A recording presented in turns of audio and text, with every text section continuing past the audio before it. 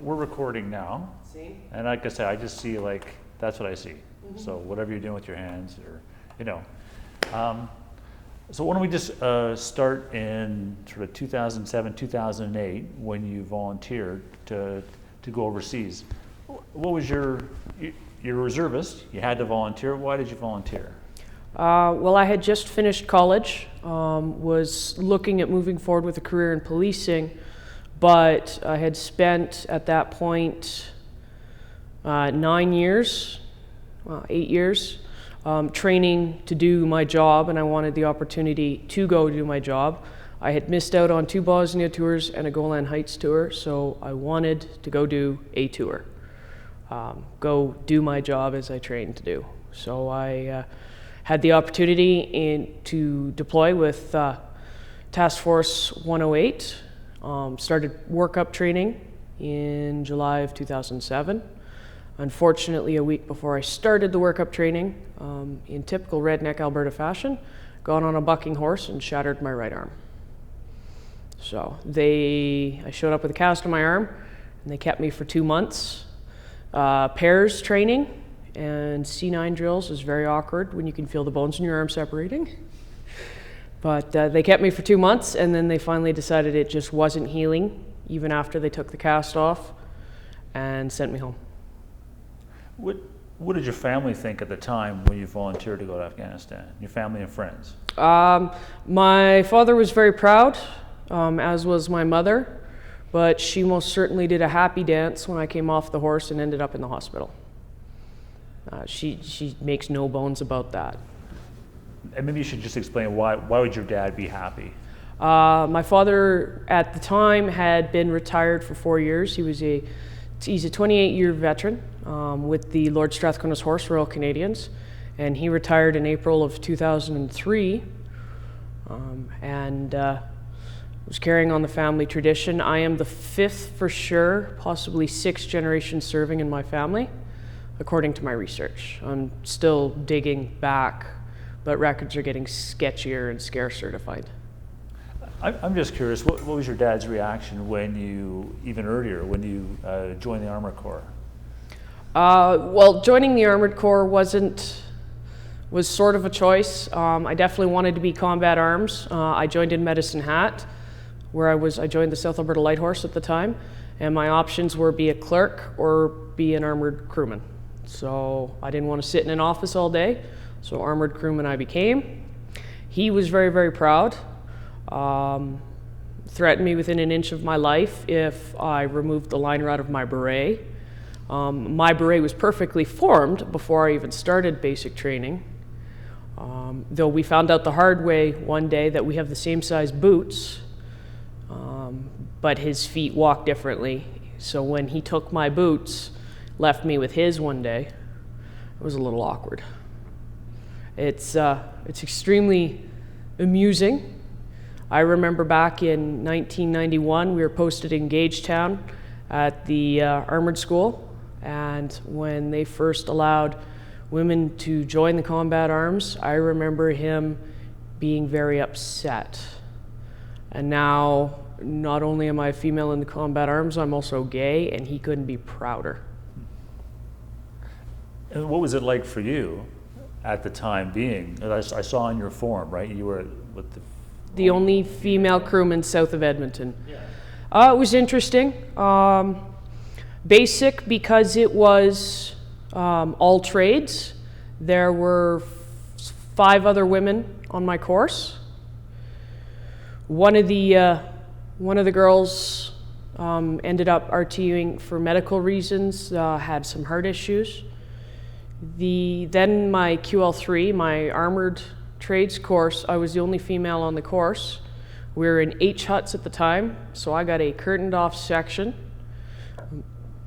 There was no female showers. I shared the bathroom with the guys, so I got to shower first, and they were lined up as soon as I was done and out, and I got my own bathroom stall. They weren't allowed to go into my stall. It was my stall, and that's about it. It's been pretty much a non-issue for my entire career. I mean, at one point I was teaching a leadership course in the field portion. The candidates are run 24/7, and I was just coming on shift. One of the sergeants was just coming off shift, an old PPCLI guy, and he strips down to his skivvies, and just as I climb out of my sleeping bag in my skivvies, and he's getting undressed while I'm getting dressed, and we're talking teaching techniques and what's helping the candidates right now and what wasn't. So it's been a non-issue throughout my career. You mentioned you're gay as well. Yes. What kind of an issue has that been? Other than an accidental slip of the tongue, which I came out to the regiment, they kind of went, "Oh, you're gay," and didn't care. And at one point, when I brought my girlfriend to the regimental ball, they thought she was quite cute. And I mean, yeah, there's the inevitable body jokes, but that's what happens in the Army. My common law wife now has more than once picked me up after Remembrance Day and driven not only myself but some of the boys home, and no comments, no commentary other than the usual, giving each other a hard time for being idiots. So was it always that way, like through your entire career? Yeah. And I don't know if it was because of my father or what, but no, I've not had any issues being gay, being female, with no issues with that. And the only issues I've had are recently due to the mental health injury. So let's go back then to 108. What was it like? How did you feel when you got told that, look, you busted your arm, you can't go overseas? Pretty much the exact same as I felt when I came off the horse, because I knew it wasn't going to happen. They kept me anyways. I was extremely upset, and things only went from bad to worse when a week after I got home, Corporal Nathan Hornberg was killed, and now I'm sitting in his mother's kitchen helping plan his funeral, all nice and safe and sound, with a cast on my arm. So I was not a happy camper about that at all. That was a big, obviously a big blow to the regiment. Yes. At the time. Can you tell me a little bit about what it was like at that time for you and for the members of the regiment dealing with that? It was the first major incident Calgary had actually had to deal with. Captain Goddard's funeral had been run and organized and sorted out by the RCHA. This is the first time a Calgary unit had to figure out what they were doing. So it was all business at first. Go through the PAMs, find out what he's entitled to with his rank, etc. Say thank you to the Strathconas for sending the gun carriage, but we were told we weren't allowed to use it, so sending them back up to Edmonton. Pretty frustrating when we got told to pare things down. For instance, the gun carriage. Once then I got tasked as not just the Padres driver, I also was the RQ's driver and the assisting officer's driver. So I drove everyone around, and it was a scramble at first, and then everybody settled into exactly what needed to be done and did it with minimum fuss and complaint. I've heard from people that like Padres, right? Those kinds of events, obviously they're hard on the family, but they're very hard as well on people who are trying to support the family. Yes. Is that your experience? That was definitely my experience. We lost a couple members who retired right away. They had been friends of Nathan's, and they had joined with him, and they immediately put in their 30 days and were gone. There are several members of the regiment who are still dealing with the loss, and we do what we can.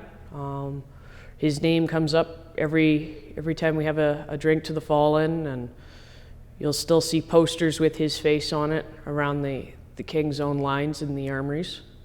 So it was hard. It was very, very hard.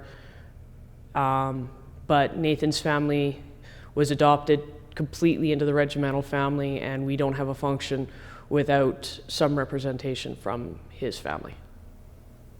So how do you think overall the regiment handled it, the Canadian Forces handled his death from your perspective? Other than a little bit of misinformation in the media, he was not a mechanic. He was in fact an armored crewman. It was handled very, very well. So there were no complaints on our side. The media response was very, very good. During the press conference in which his death was announced and the regiment held, I did actually participate in that press conference because I had known Nathan since he got in. And the media was very, very respectful. The public affairs officer could see we were getting very upset, and he ended things, and the media had no arguments or qualms, and nothing was misquoted or misrepresented. So that was handled very well by headquarters, the unit, and the public at large. I'm just curious, you said you were at his mother's kitchen table. Yes.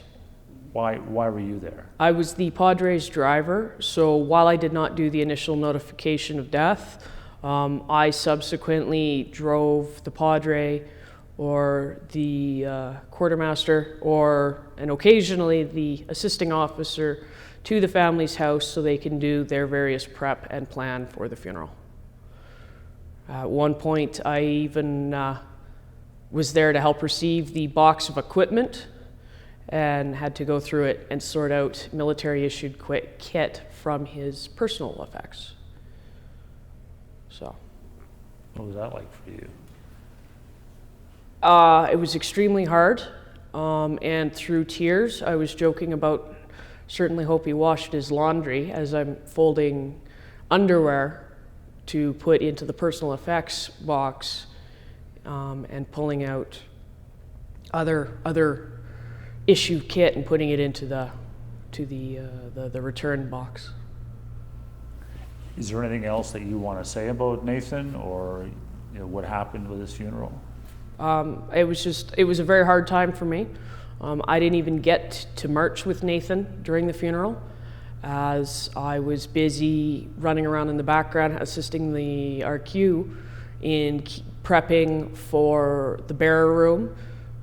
Once the bearers brought the coffin in, getting the coffin rest sorted out, and then keeping the media from completely hounding the family. So I got seconded out to the PAFO to go assist with that. So I didn't even get to march with him for his funeral. Were you close to Nathan? He was one of my very few friends in the regiment at the time. I wouldn't say he and I were very close, but we were definitely good friends. So you didn't get to go on 108. Did that throw your life into a bit of, and then this happens, so a bit of a curveball for you? What did you do after that? Because there was some more stuff that happened. Right after that, Corporal Mark Fuchko lost both legs below the knee. I got tasked out as the Padres driver once again when he was repatriated to Canada. So I got to drive the Padre and the family in escort to Foothills. They had not told me he had lost both legs. So I'm sitting there in the hallway at the hospital when they wheel him by, and it's, "Hey Mark, hey Bonnie," he says, and I look down and there's no feet under the sheets. I can see he's lost his legs, and nobody has told me this. Meanwhile, everybody's jet lagged. His family is in tears, just the stress is too much. And I can't say or do anything to have my own reaction because I have to make sure that the Padre is okay and that the family was going to be able to continue to function. It's all you say that the Padre is okay. What do you mean by that? The Padre had gone from a death in theater to a suicide in garrison to being assigned to dealing with Corporal Fuchko when he lost his legs. The injury was so extensive that he wasn't actually expected to survive, and they flew the family out to Landstuhl. So by the time the Padre landed back here in Canada, in Calgary, He was exhausted and he was overwhelmed. And it was to the point where I had to make sure the Padre was pointed in the right direction. I basically helped him up to his room, made sure he was okay in his room, picked him up in the morning, made sure he was good to go, and occasionally tried to make him eat things. Padre was so stressed out that he was screaming at me because somebody would cut me off in traffic and I'd have to hit the brakes. So it was just, he had hit the limit of what he could handle without a break, and I needed to keep him together in order for him to help the family. So what was that like for you, having to be that responsible for him? Well, I'm an armored crewman corporal. That's not in my job description in any way, shape, or form, but it needed doing, so I did it. And it took a great deal out of me.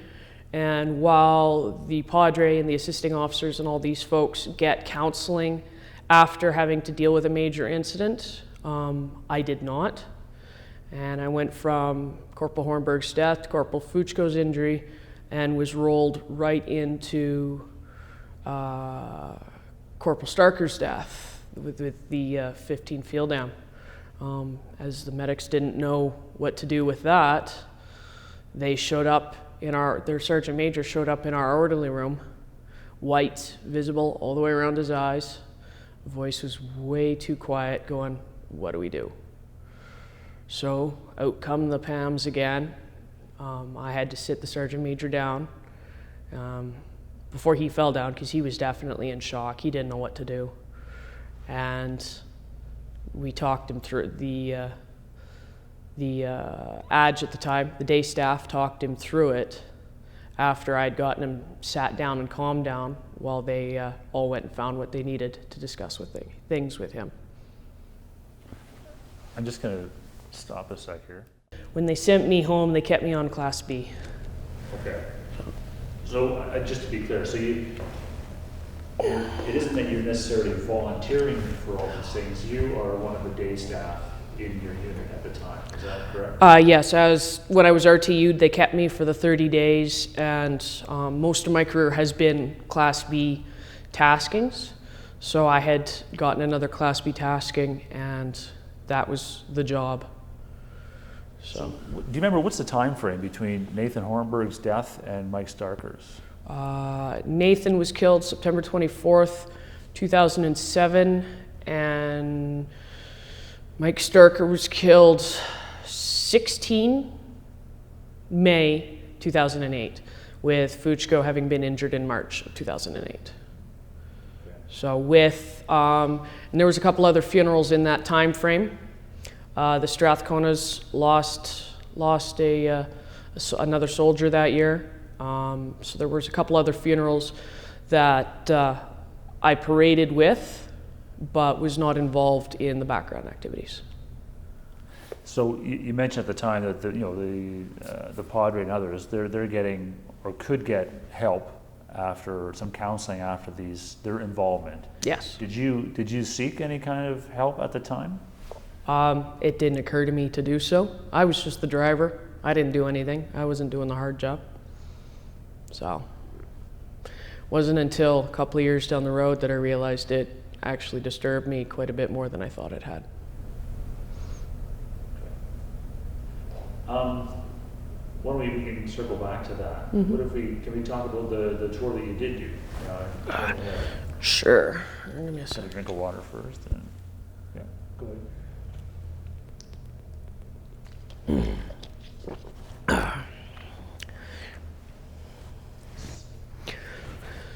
All right. So you had an opportunity to go for the closeout tour. Tell me about volunteering for that. Well, I had volunteered for the 110 roto with the Strathconas, but I was still on a TCAT, temporary medical category, because of my wrist, which I was cleared off of a week later after they closed nominations. So I missed out on that roto. And then when the closeout roto for Kandahar Airfield came up, I was told at the time that it would be the last rotations. So it was take this or don't go. So I volunteered to do the closeout roto. I spent 7 months inside the wire, bringing home or shipping home every piece of kit that the Canadians had on the ground at the time. We got into CAF before the battle group closed out, and it was definitely an interesting go. So how so? You can edit for OPSEC stuff right there, sir. Don't tell me something that you think is... No, it's just the Taliban were targeting the Canadians at the time. They were trying to send the battle group home with their tails between their legs. So most of the rockets landed in the Canadian sector throughout my roto, and there were intelligence had suicide vests on CAF aimed at the Canadians, so we had to do security patrols within the Canadian sectors in CAF. So you're saying that the Taliban, the rockets were accurate enough that they would be able to launch them towards the Canadians, or they just happened to be landing there? They tried to launch them towards the Canadians. They actually got one the day we shifted from the old Canadian sector into the new one. That afternoon, there was only a couple people in the barracks when the building was hit with a rocket.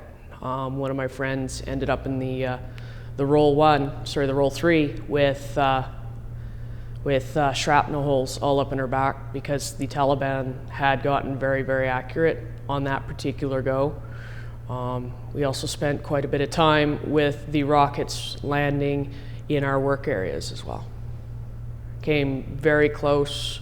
We had one land right on the road between two buildings down in the transport area. So it was the intelligence said they were targeting the Canadians, and the rockets being as accurate as the rockets were, which is not very, a good portion of them did land around the Canadian areas. So what was the frequency of these attacks? Pretty much daily. Some days we didn't have any, but some days we had multiples. So it averaged out to about almost daily. So, what did you think the tour was going to be? It was pretty much exactly what I expected, except it was just a little bit more frustrating. With some very notable exceptions, my chain of command was far more concerned with how things would be received in Canada than getting the job done. I actually got in trouble because I was on the very tail end of what we called the production line, so I was the one who finished the final count, sealed up the tri-walls, and did all the paperwork. And then I would put them out back for the forklifts to take off to the guys to be packed into the sea cans. But because we were working out of a mechanic's tent, a big shelter tent, I didn't have anywhere for the tri-walls, so they sat outside the back of the tent. And in the 56-degree heat, it actually scorched the tri-walls. And I got in trouble for that because how will it look when they get back to Canada and these tri-walls are all blackened and burned? So,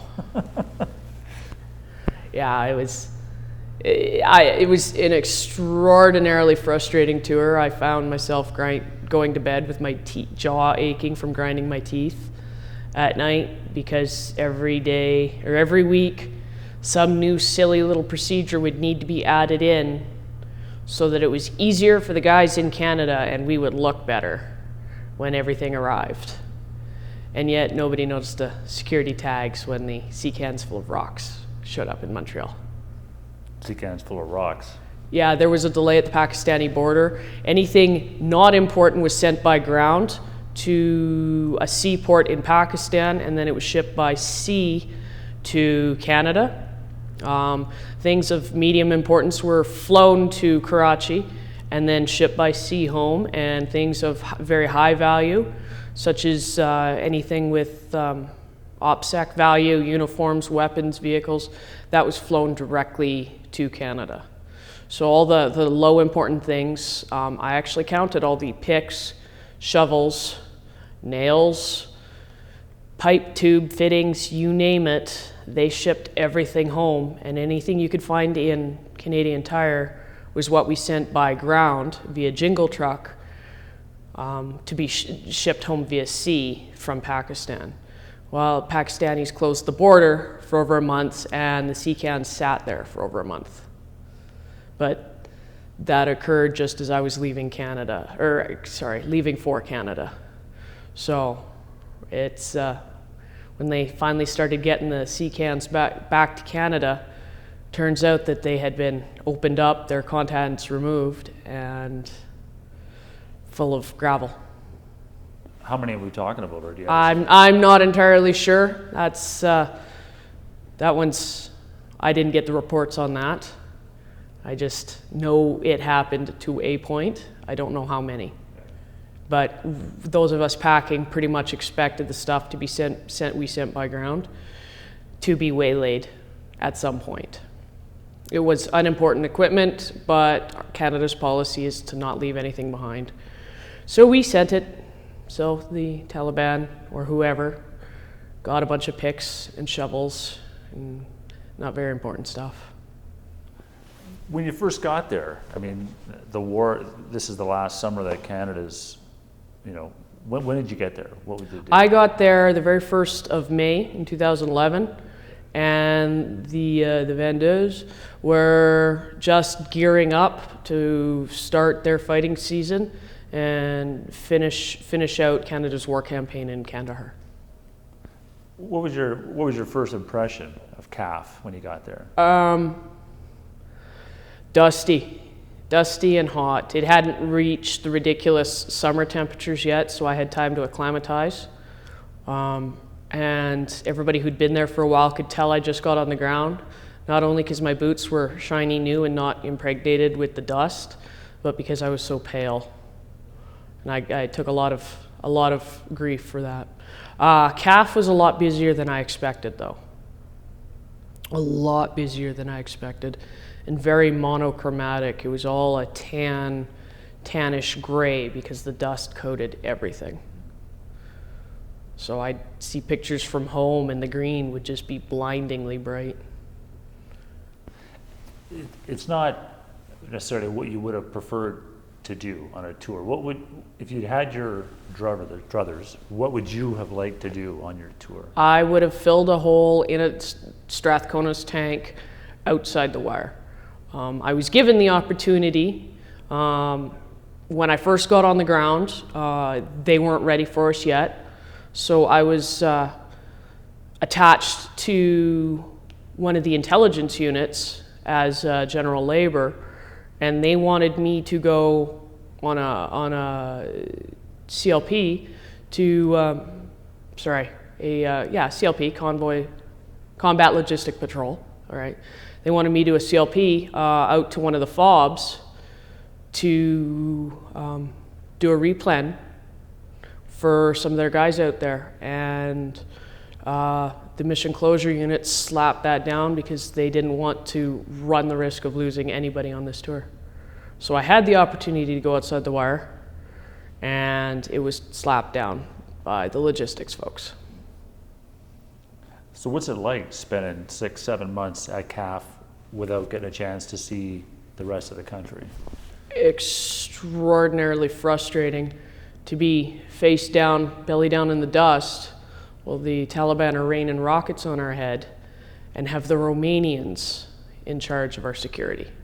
Not being able to go out and use that 12 years of training I've got to go deal with it.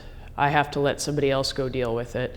And it was very frustrating for me to be back with some of the CSS personnel who were gibbering and bawling in fear while we're getting rocketed every day.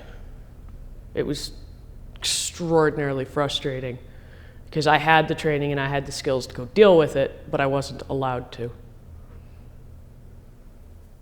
Is there a day or a particular incident that stands out for you? When the Taliban were actually accurate and managed to hit one of our barrack buildings with a rocket.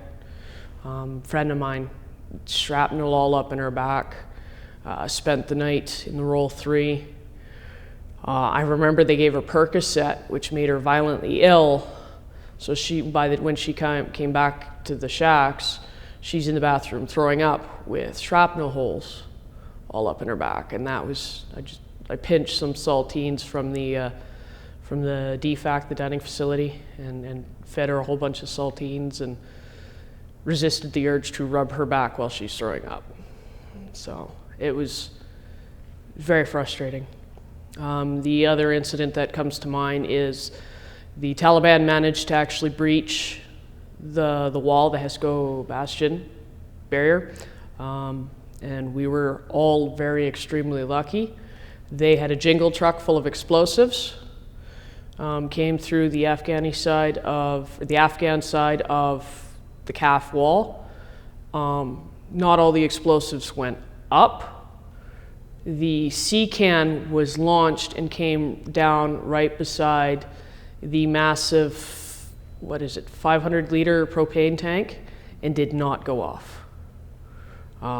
That was definitely a little bit of a hairy day. I was not quite a kilometer from that blast, and I could feel that. So if the propane tank had gone up, we would have a very, very big hole. So, where were you when the rocket hit the quarters? I was at my workplace. I was about 2 kilometers south of that. We're actually working. And can you just explain, when there is a rocket attack at CAF, what's the SOP?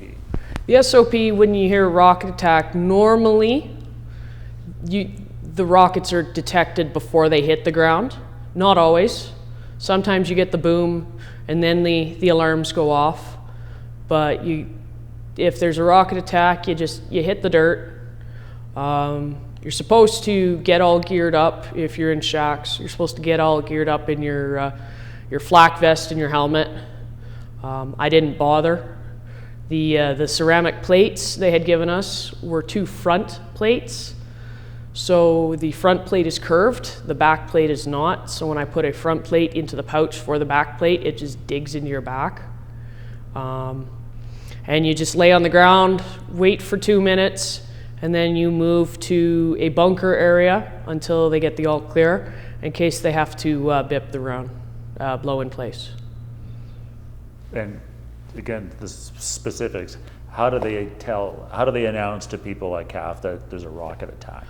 They have basically air raid sirens with loudspeakers, and you get the alarm and a pleasant British lady telling you that there is a rocket attack. And that'll go off.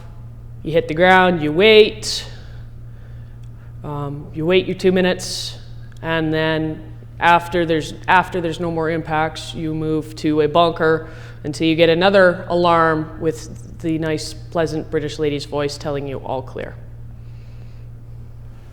I'm just curious, is this the first time you've had to do that kind of work with CSS troops? No, that's the first time I've been deployed with them, but no, I've spent some time in Wainwright. The 2003 BC fires, wasn't allowed to go fight the fires because I had already been tasked Class B to the stores in Wainwright. That had been my summer job between fall and winter training, was to go deploy stores.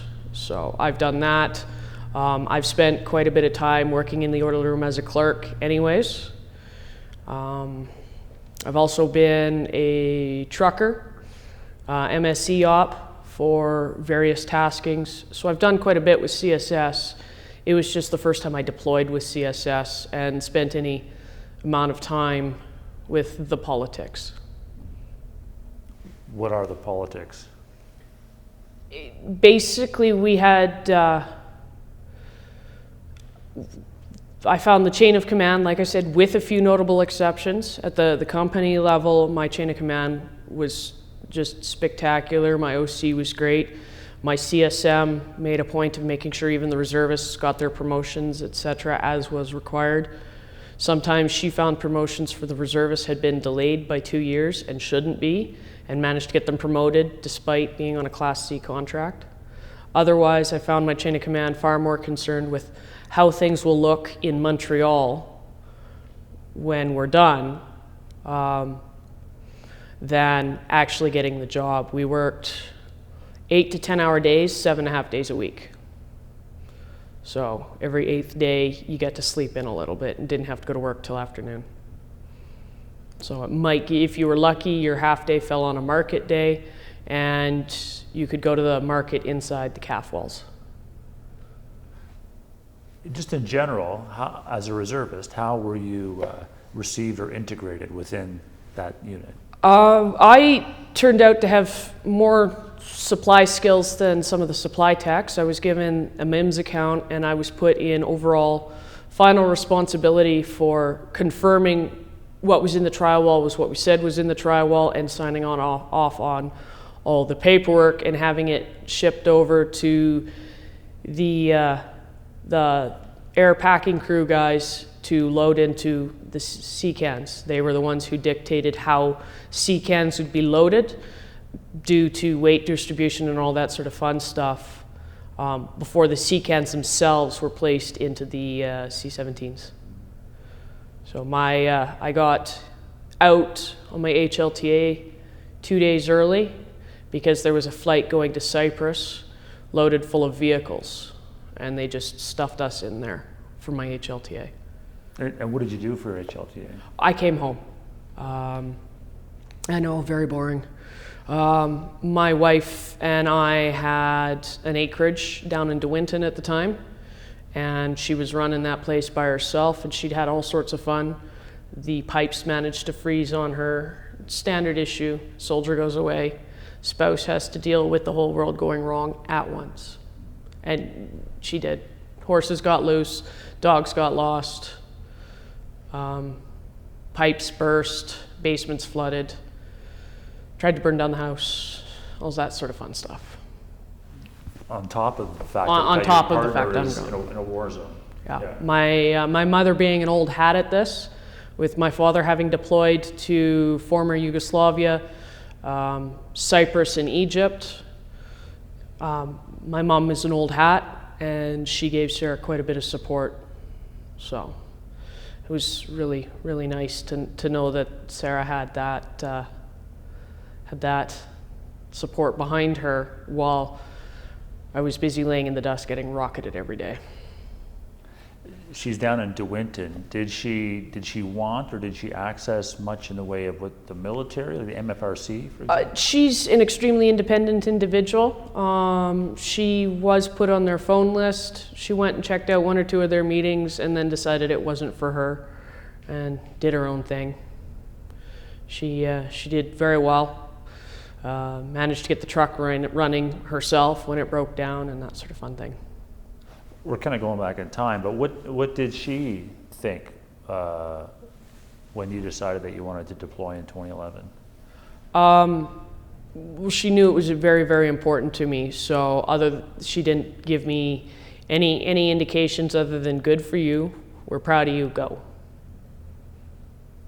And by the end of it, what kind of a state was she in, or your relationship? At the moment, we're actually separated because of my operational stress injury. She spent 6 years with me and my temper. We are separated now.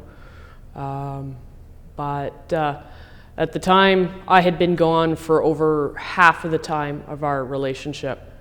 When I came back, I immediately left and went to Wainwright to teach PLQs. So the first 4 years I was home, less than 2, and that was a bit of a sore spot for her. Had she had any involvement with the military before Nope. you? Okay, No. so this is all new for her. All brand new for her, yeah. Okay. So at the end of your tour, how do you feel about what you've done, what you've been through? I'm not very proud of myself in the least. I mean, my boots were dirty. I spent 7 months getting rocketed, but all I did was pack boxes and ship stuff home. I'm not very proud of it, and I don't bring up my tour very, very often, especially coming from a combat arms unit where guys have been killed or injured and actually got to fight the enemy. I packed boxes for 7 months. So very, very rarely will I make any reference to my tour. If you had to choose between doing the tour you did, or not doing a tour at all, which one would you opt for? I would still do a tour. I don't know if I'll ever deploy with supply again, with the CSS, but yeah, at least I got my boots dirty. I've gone overseas. I spent the time. It's not what I trained to do, but I did a job that needed doing. Tell me about the decompression. When you get to go, I'm assuming you went to Cyprus? Yes. Landed in Cyprus. Bit of a surprise waiting for me. A friend that I'd served with was there, as the ops weren't. So I got a little bit of extra babysitting. Decompression itself was excellent. I did all sorts of touristy thing, except I also caught a stomach bug. It was not related to decompression. It was just local bug, and managed to make it work. Got to visit some Roman ruins and all that sort of jazz. There was meals, and the locals were quite happy to host us. I even did the silly thing and got a tattoo while I was in Cyprus. So. What about, I mean, your friend talked at length about, yeah, there's the cultural tours, but there's also a lot of drinking and partying going on. Yes. What was it like for your decompression? For me, there was a lot of drinking the first night. The previous chalk, it was their last night in Cyprus and our first night in Cyprus. So we hooked up with those folks again, drank ourselves silly. Unfortunately, I also caught the bug at that same time and was violently ill, so much so that I needed an intramuscular shot of Gravol to stop the vomiting. And I didn't do any more drinking after that because I still had the stomach bug giving me enough issues that I didn't need to add hungover to it. How valuable was it, do you think, to have that stopover in Cyprus for people transitioning from Afghanistan to Canada? It was 2 days before I would stop sitting bolt upright because my rifle was not attached to me. I just full out, stop breathing, heart attack. Where the hell is my rifle? Why is it not attached to me? What have I done with it? It was at least 2 days before I got used to not having a weapon on me at all times, and not knowing where it was at all times. It was really weird feeling, very weird feeling. I don't know, I couldn't tell you if it was long enough or short enough. I thought the lectures and stuff they did on what to expect were pretty good, and they didn't take up all of our time with lectures. Let everybody go out and relax. But yeah, 2 days before I stopped panicking, full-blown panic attacks over my rifle being missing. So. Anything else that sticks in your mind from the decompression? Not really. Being a history buff, I thought Cyprus was really cool, and the opportunity we had. Though that being said, I find it, I don't know if it's ironic or just extremely amusing. My dad deployed to Cyprus in '79 when the Turks invaded Nicosia, and suddenly I'm there relaxing and being silly after a war some 20, 30 years later. The Turks invaded in '74. So was your dad there in '79 or was he there in '74? He was there in 78, sorry. He was there in 78. No, he was in Egypt in 78 and Cyprus in 79. Okay. Sorry, yes, the Turks had invaded. They already had the line drawn in 79. It was just, he spent his time in Nicosia, and it's now a tourist destination to see where everything was. But yeah, to have his tour bookended with your tour, the family travelogue. What was it like coming back to Canada? Like your reception back here? It was pretty quiet. I mean, my CO and my RSM greeted me coming off the plane when we landed in Edmonton. They drove up to Edmonton to greet us as we got boots on ground in Canada. Some of us, there was a stopover in Trenton to get rid of the Ontario guys, and the rest of us just stayed on the plane.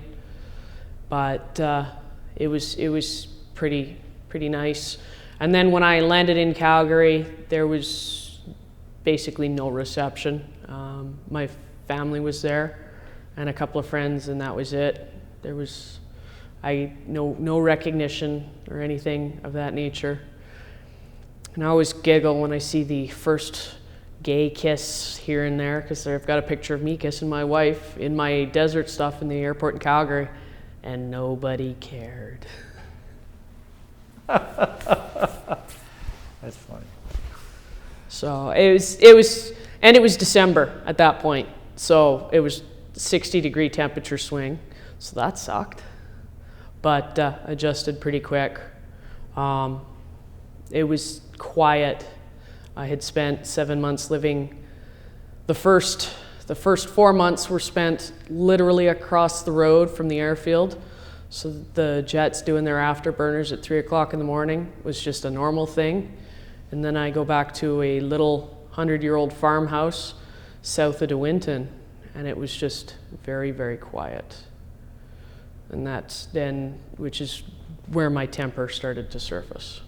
So dogs, cats, horses kept me calmer, but the quiet was definitely a transition. So tell me about the temper. What was happening? At that point, I had an extraordinarily frustrating tour. I didn't feel that there was any accomplishment there at all, and I felt embarrassed to be wearing the same campaign star as the guys who actually did the fighting. It bugged me quite a bit.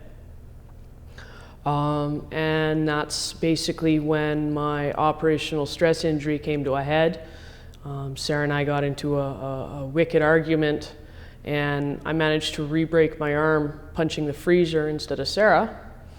And then I called the medics, because at this point I had a pretty good idea what was going on. So in time-wise, when is this compared after you came back? I landed in Calgary 26 November. In 26 November 2011. In February of 2012, is when we had this particular argument, and that's when I called the medics. So there was some issues with that I had to deal with. Edmonton didn't want to talk to me, so I had to go outside my care chain at that time and called the local medics, and they got stuff going for me. So what do you mean Edmonton didn't want to talk to you?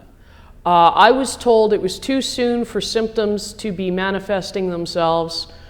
I could just wait for another month until my post-tour medical, which is when I called the medics here in town and said, okay, they're not helping me. We need to do something. So, and that's what started my whole odyssey with being a Class A reservist in the medical system. It seems like a bit of a kick in the teeth. On one hand, there's people are being told, seek help.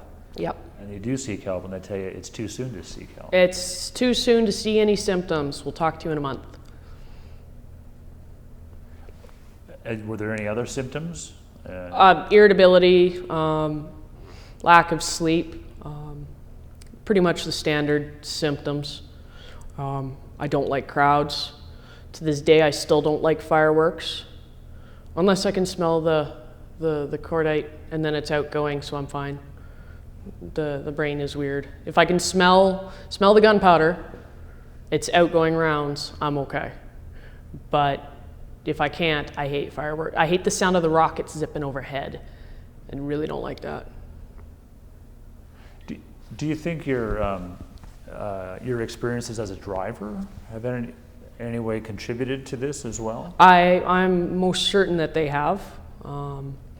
They certainly contributed to it, and then the guilt and the shame and all that sort of stuff attributed to the tour I did do came to a head when I get home and I'm the laughingstock of the regiment kind of a thing, because I did not do a combat tour.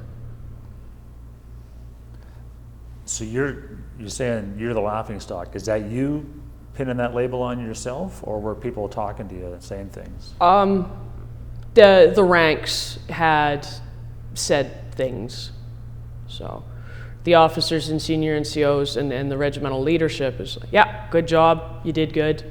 And the ranks, the guys who actually did the fighting, are like, go away, shut up, you've done nothing.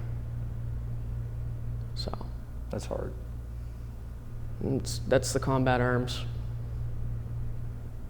So what did the medics do for you when they finally stepped up? I finally was diagnosed in 2012 with major depressive disorder and anxiety, and I didn't get any medication until I was on a Class B in Wainwright and finally said, okay, this is ridiculous. I need some assistance here. I've got this diagnosis, and that was it. I got diagnosed. There was nothing, no amelioration of symptoms offered. They just sent me on my way. Here you go, here's your diagnosis, bye. And I have been paying for my meds out of pocket for service-related injury for quite a while. I finally got Veterans Affairs to step up, and they're finally paying for my meds, but there's a lot of stuff there, like, well, you're still serving, the medical system should take over that, and the medical system's like, you're a Class A reservist under 180 days, you're not covered. So. Can we just go back to when you did your release, not your release medical, but your end of tour medical? I'm assuming you reported the symptoms then, while you were still a Class C, but nothing happened? Like, what was the process then? Nothing. I didn't actually do all of my final out clearances. I think I found my out clearance sheet with only half the signatures sitting in my barrack box the other day. So I was a reservist. I got sent home. I did my 3 half days, and off I went. No follow-up, nothing. So you never did the medical? No? Eventually, I did a medical here in Calgary, but yeah, I had mentioned it, but they had already been trying to get me up to St. Albert, so they'd already booked those appointments for me. So you're getting meds. What about counseling, therapy? That was, again, me having to go in kicking and screaming and say, okay, this is ridiculous. And I've done a couple of different therapists. It finally took me putting my foot down and demanding a recommendation into the OSI clinic before I could get into the OSI clinic here in Calgary. I actually had to put my foot down and say, write the nice piece of paper, please. So. And is the CF paying for that? Yeah, Veterans Affairs is. There was some bun fighting initially over who was going to pay for it because I'm still serving, but I'm a Class A reservist, so I'm not covered. But it's a service injury, I should be covered. But it's veteran, yeah. So how's that struggle on top of your feelings of post-tour? How's that affected you? One of the symptoms is avoidance. I stay away from things that stress me out because it will send me into a panic attack because I don't know how to deal with it. I avoided dealing with this forever, which is why my wife and I are separated. We're actually seeing couples counseling at the OSI clinic, and things are getting much better now that I'm in the clinic. But it was painful. I avoided it, broke some stuff, just about put us in the ditch. having a freak out in the truck one day on Deerfoot. So it wasn't until we had a particularly bad row that I finally went into the medics and said, okay, OSI clinic now.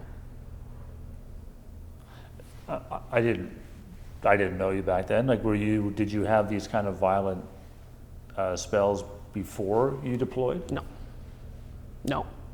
The tour, like I said, I would go to bed every night with my jaw aching from grinding my teeth because the platoon warrant would come in and add one more silly thing to my checklist so that he looks good in Canada. And it frustrated me to no end. Absolutely no end. So now that you're getting the meds, you're getting the OSI therapy, is it making things better? It's making things much better. There are still gaps in the system, so I volunteer with other charity organizations outside because I know what this is like, and it sucks, and I know what dealing with the system is like and the gaps therein. So I spend a lot of time volunteering with charity organizations out and about to fill those gaps. So I've actually invited to go speak with the Minister of Veterans Affairs and all that, which I have not done so yet, but I spend a lot of time with very important people with these charities to make this whole problem smoother. Not go away, but make it smoother for guys to help deal with issues. How prevalent is it in your experience dealing with your fellow soldiers who deployed? Most folks, most guys are affected one way or the other. Some can deal with it well, some don't deal with it well. There is definitely the effects, and for the guys who don't deal with it well, and through no fault of their own, it just depends on their personal experiences, it can be bad, but a lot of guys have a lot of issues, whether they're willing to admit it or not. So I can see some people headed down to a very dark place, and there's nothing you can say or do until they realize it themselves. So. And how do you know that? Is it something that people talk about, or you? It's become my experience in having worked with these charities. I have worked the past 4 years with some of them, and having seen what rock bottom looks like, and knowing guys before and after tours, I can see where they're headed, and recognize the signs and symptoms of an OSI, whether it's to the extent of PTSD or not. I can see where it's going. Whether they're going to get help is entirely up to them, but it's be ready to catch them when they fall. And you touched on it a bit earlier, but how do you cope? How do you change your behavior to sort of avoid the triggers, things like that? I avoid transit. I don't like crowds. I stay away from fireworks. If I know I'm going to be triggered, put my back to a wall and just breathe and deal with it. If I have to go into a wall, let's go in, get what I need, and out. One of the problems it left me with was very foggy thinking, very, very clouded thinking. I like to say I have the attention span of a squirrel and memory of a goldfish. So I have certain habits. I need to change that up every now and then because the comfort zone will shrink in, and that just makes things worse. But I keep certain habits in order to move forward. I get up and I eat every morning. I try to get up at the same time. I try to go to bed at the same time. Just little things to normalize and regulate as best as possible. So what do the professionals tell you about, are these feelings, these anxieties, are they eventually going to go away? What do they tell you? Either they'll go away, or I will get proficient enough in dealing with them that it won't be affecting my day-to-day life. And how to recognize if I'm going to have a really bad day and how to deal with that. And minimize the impact. So it may or may not go away. It's doubtful. This is one of those permanent injury things. But I can cope with it better, and I can have it affect me less than I do now. Your dad's an old soldier. He deployed. What have you talked? How have you discussed this with him? I haven't really. Because he runs one of these programs. He and I have had a few conversations, but it's not something that I bring up with my father very often. I mean, it's very amusing around the farm. We both speak the same language, so we can have an entire conversation in hand gestures while he's on the old tractor. That's so loud. But we can have entire conversations just with hand gestures and fix fences, move horses, dig holes, various farm chores we need to do without actually saying a word. It drives my mother nuts because Dad'll look at me and gesture, and suddenly I'm running off and Mom's going, "What? What are you doing?" So it's amusing that we speak the same language, whether we actually speak or not. And yet he's working with other wounded veterans, and you don't discuss your wounds with him. No. Would you like to? It's a bit of a sore spot right now, so I'll just leave it at that. How do you see your future with the military? Do you see another deployment down the road? Is that something you would like to do? I am currently on my second TCAT, temporary medical category, due to this injury. My next step is a PCAT, and being out of the military if I can't get a grip on it. The unit did attempt to put me on my sergeant's course. I've completed my crew commander's course since I've been injured. I barely passed that because of the concentration issues I have.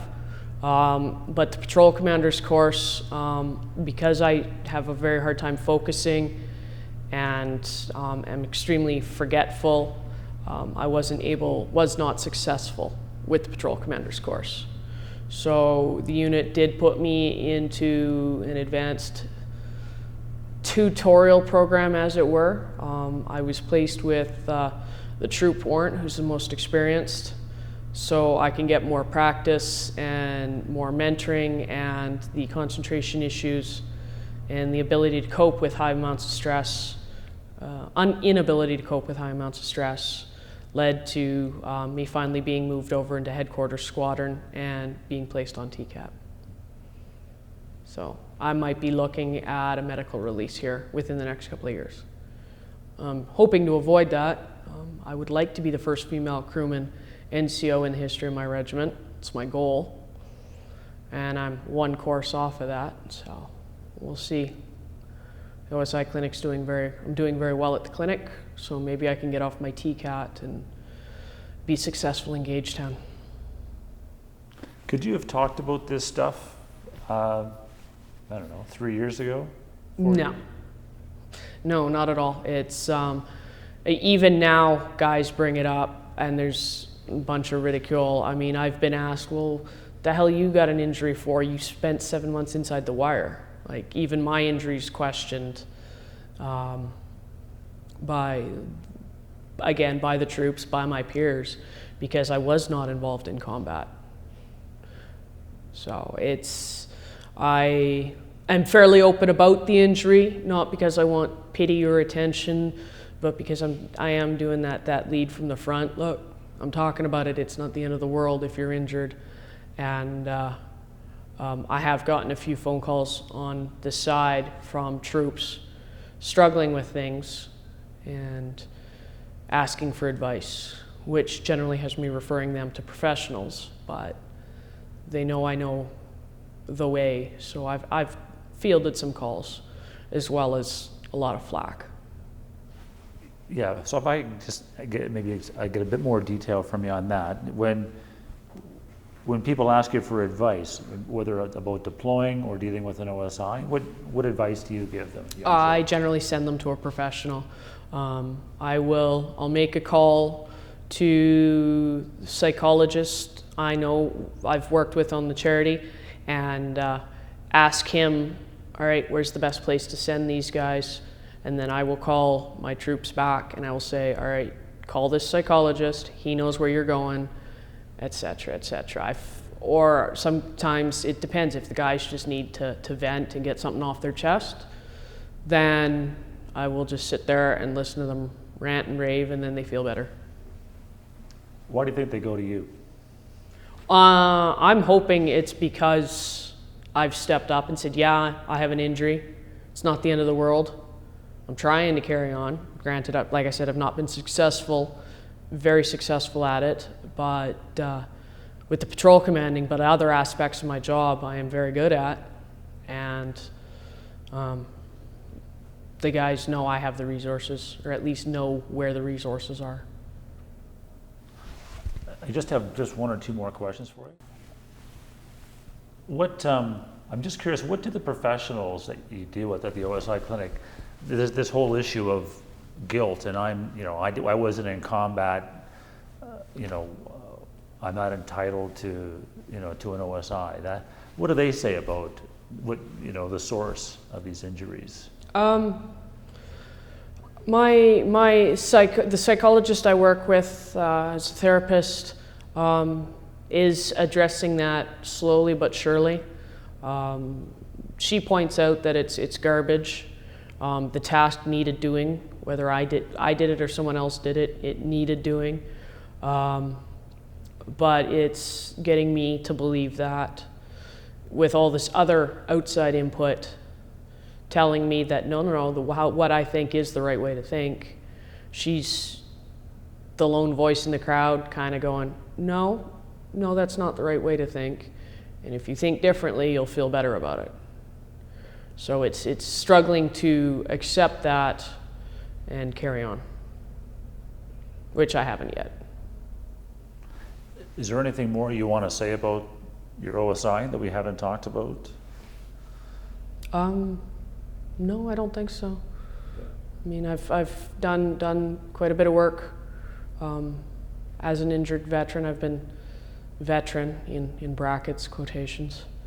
I don't use the term very often, but I've spent a bit of time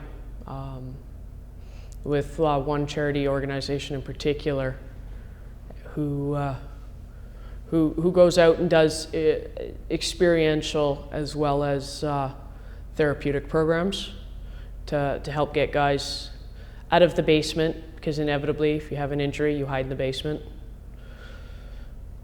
It's a thing. Guys literally will go hide in the basement. And this charity I have spent a bit of time has hauled me out of the basement quite a few times. And I've done some pretty neat things with them. So it's confidence building and reminding me that I am not my injury. So it's been fun at times. What's the charity? Most of the time it's with Wounded Warriors Canada.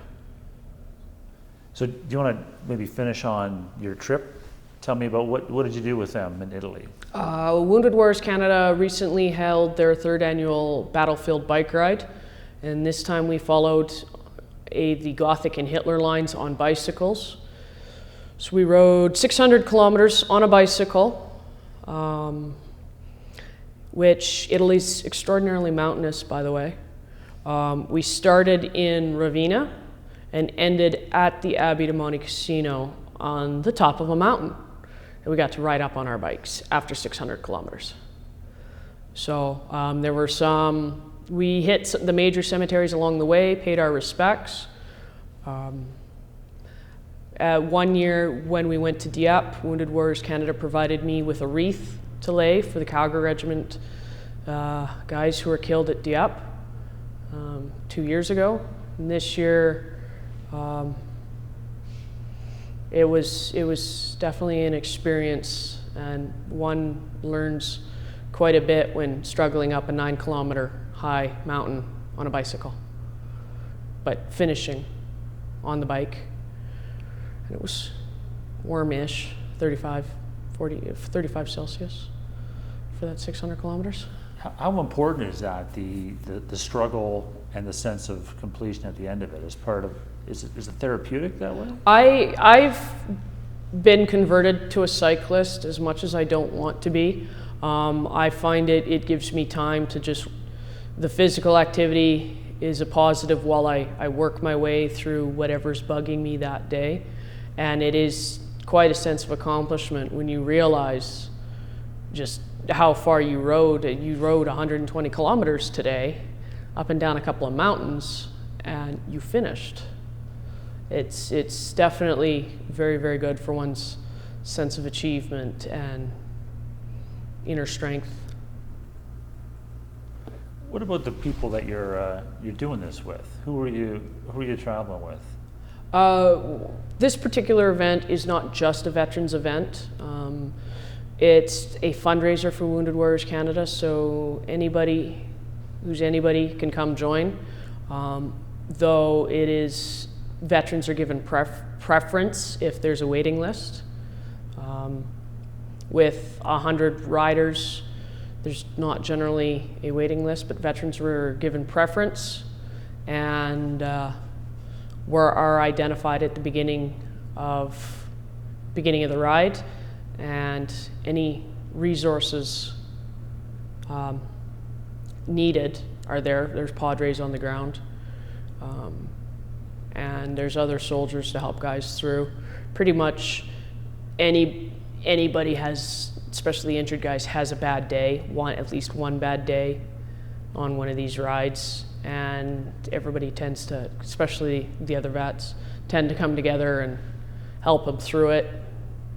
Be it just I wouldn't say a hug because the guys aren't really huggy types, but just a pat on the back or riding beside him for a good while, making sure he's okay. It's pretty big, the support that's on these rides.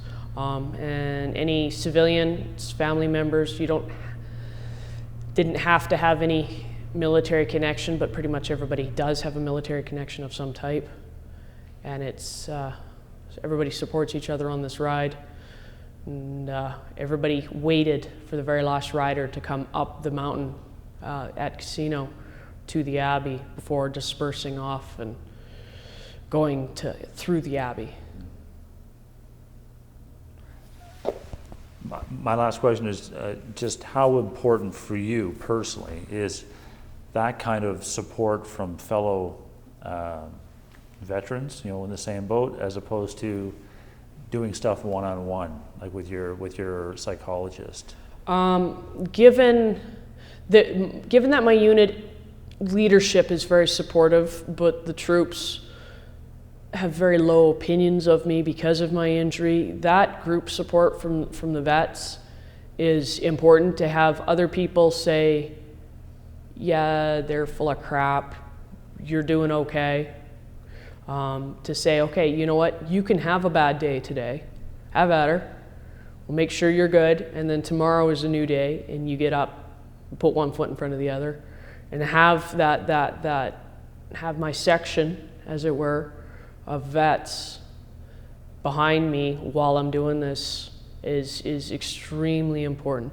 The one-on-one stuff is good, but the community support from the vets is the biggest thing. You can't work one without the other, but the community support is really important, especially you start getting cryptic Facebook messages and somebody's gone off and you end up sending the local police after him, and sure enough, but he tried to commit suicide or something. It's happened a few times where I've seen a Facebook message and you go find vets in the local area and they go to his house, and if they can't find him, they'll send the police looking. So it's really important. You mentioned that I'm just curious, what were your relations with your peers in your regiment before you deployed as compared to now? I was not the most popular in the regiment. I did my job, but I wasn't necessarily invited. I went up to the mess with the guys, but I wasn't necessarily invited out afterwards. I mean, it was fairly casual, and yeah, like I said, it's gotten a little bit better since it's been a few years since anybody's deployed. And the younger guys don't have that option, but now I'm a master corporal who's in a leadership position, and other leaders don't respect me. Senior NCOs and the officers do, but my peers now don't. And like I said, I wasn't the most popular, but it's certainly a lot worse now. Is there anything that I haven't asked you that you want to say to finish off our interview? No, I just find it really ironic that I broke my arm on a horse, so I didn't go do DNS in Kabul like I was supposed to. And now I'm helping use horses to help guys deal with PTSD. The irony really amuses me on that. Thanks very much. Not a problem, sir.